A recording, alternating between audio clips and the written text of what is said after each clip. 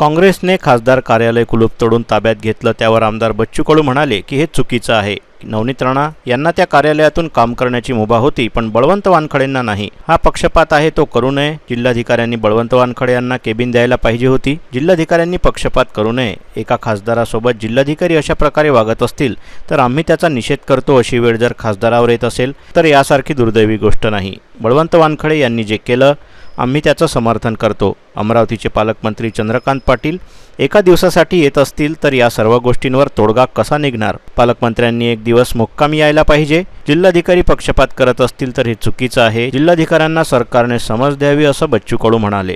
मला असं वाटतं का कलेक्टरने ती कॅबिन द्यायला पाहिजे होती। कलेक्टरने असा पक्षपात करू नये। एका खासदारासोबत अशा प्रकारचा जिल्हाधिकारी वागत असेल तर त्याचा आम्ही निश्चितच निषेध करतो आणि अशी वेळ खासदाराला येत असेल तर याच्यासारखी दुर्दैवी गोष्ट नाही आणि बळवंतांनी जे केलं त्याचं आम्ही समर्थन करतो। बोंडेंना आता मला समजत नाही, एवढा मोठा माणूस असं का वागतंय। भेटा लागेल त्यांना, भेटून आम्ही समजून सांगू बोंडेंना। आता ते एका दिवसासाठी अर्ध्या दिवसासाठी येते तर तोडगा कसं काढणार? ते एक दिवस मुक्कामी आले पाहिजे पालकमंत्र्यांनी, 2-3 दिवस तर मुक्कामी असायला पाहिजे। जिल्हाधिकारी पक्षपात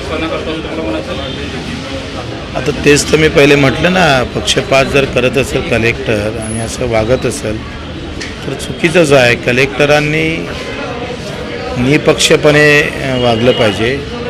नवनीत राणाला कॅबिन आहे, बळवंताला देत नसेल तर मला वाटतं याचा अर्थ काय निघतंय? कलेक्टरला समज द्यावी सरकारनं।